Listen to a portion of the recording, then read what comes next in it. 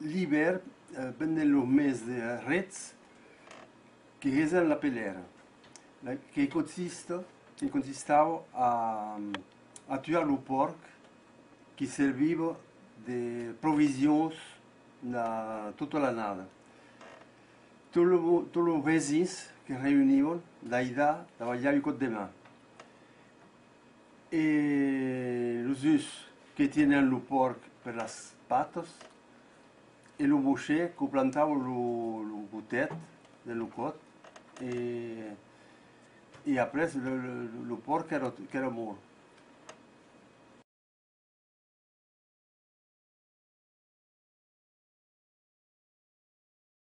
Quelle joie quand maman nous disait que c'était la polaire.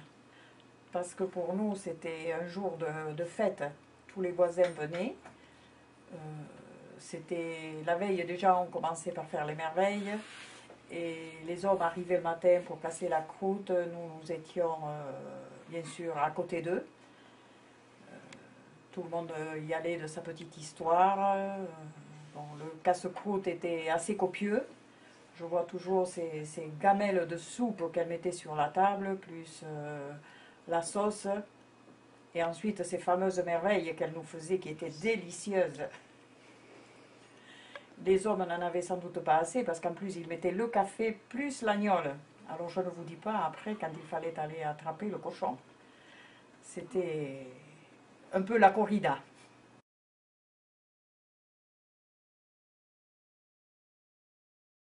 Une fois le cochon mort, il y a une dame qui est habillée avec un tablier à carreaux et puis par-dessus elle met quand même un tablier plastifié.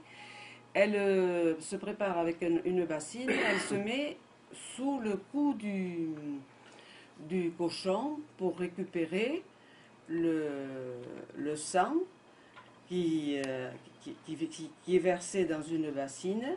Et elle, après ça, elle le touille avec ses mains pour ne pas qu'il coagule.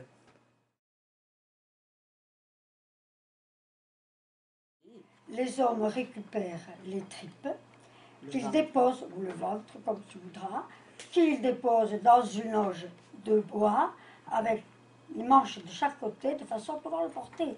Voilà. Voilà. Et là, elles vont le poser sur une table pour essayer de le préparer. Là commence le travail des femmes, par contre, tu le sais. Oh, c'est oui. à ce moment-là qu'on commence le travail des femmes. Et elles se mettent autour de la maître, elles commencent à discuter, et patati, patata, les histoires de campagne, les histoires de choses, d'autres, mais tout en rigolant quand même, parce que c'est assez amusant à toi. Oui, c'est très amusant, mais enfin, l'odeur n'est pas toujours très ragoûtante. Parce que bon, c'est quand même un ventre de cochon qu'on est en train de nettoyer. Et bon, des fois, il y a des réflexions qui entraînent de bons fous rires pour peu que les hommes soient à côté et qu'ils fassent leurs petits commentaires. L'odeur est loin d'être fleurie d'ailleurs. Hein. Et l'odeur, oh oui, elle est loin d'être fleurie.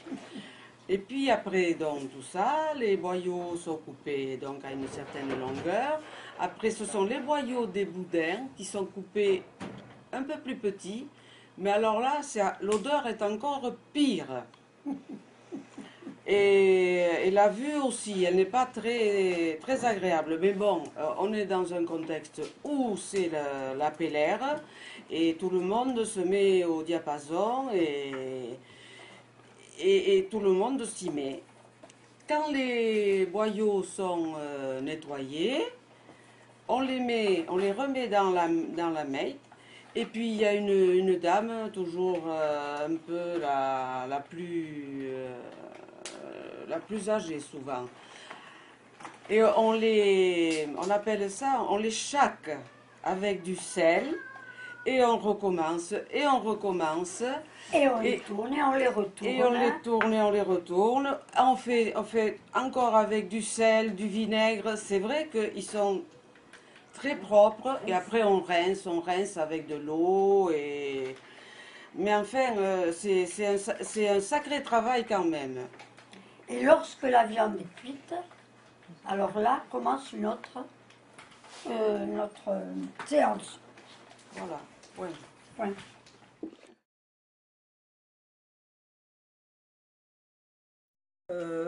Il y a très longtemps, on cousait les boyaux. Parce que comme il y avait tellement de monde et qu'elles n'avaient pas grand-chose à faire, elles les cousaient. Mais il y avait un sens, pour le sens pour les coudre. Sinon, s'ils n'étaient pas cousus dans le bon sens, ils étaient cousus, on appelait ça en pied de bœuf, ça faisait une corne. Mais depuis, on a trouvé plus rapide de les nouer. Et là, alors là, on mettait la viande à cuire dans une grande chaudière en cuivre qui était bien astiquée, très astiquée. On mettait à l'eau froide la rate, les poumons, non la rate, le foie, non pas le foie, qu'est-ce que je dis? La rate, la tête, oui, qui était fendue par un homme assez adroit parce qu'il ne fallait pas que ça fasse des petites brisures d'os, il fallait que ce soit fendu très nettement. La cervelle était mise de côté, on donnait souvent pour les enfants ou pour les personnes, les vieilles grand-mères qui mangeaient ça, qui n'avaient pas de dents. Et puis on mettait aussi la joue du porc, les oreilles, que d'abord les hommes avaient nettoyées. C'était très délicat, il fallait bien les astiquer parce que le cochon ne faisait pas sa toilette non plus très souvent.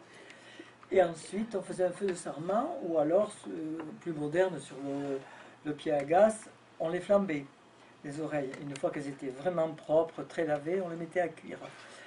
Et ensuite, on mettait les poumons. Alors les poumons, ils flottaient sur la chaudière. Et quand la viande était bien écumée, que ça bouillait, on mettait les légumes. Alors là, beaucoup de légumes. On mettait beaucoup de poireaux, du thym, du laurier, des oignons, piquets de girofle, beaucoup de carottes, des navets, enfin en quantité. Et là, il fallait laisser bouillir à petit feu pendant 1 heure et demie à peu près. Et puis, dans tout ce qu'il y avait là, on mettait de côté le foie. Là, on ne le faisait pas cuire. Et le foie, c'était très intéressant quand il était gros parce que ça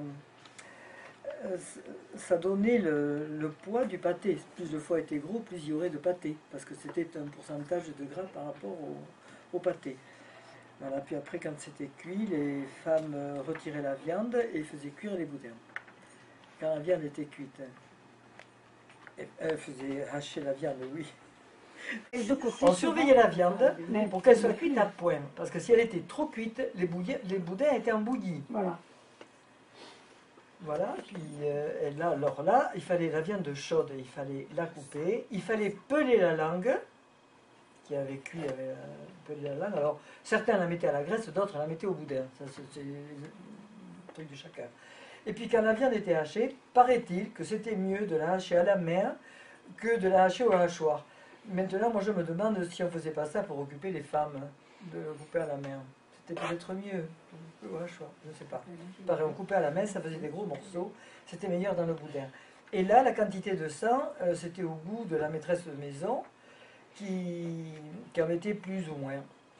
Certains en mettaient très peu, puis après venait l'assaisonnement, alors là c'était un problème. 2 points de sel, 1 point de poivre, et puis chacun y allait de son goût, on goûtait, non c'est trop, non c'est trop peu, et c'était vraiment très très important. Ensuite on arrêtait ça, et puis on remplissait les boyaux.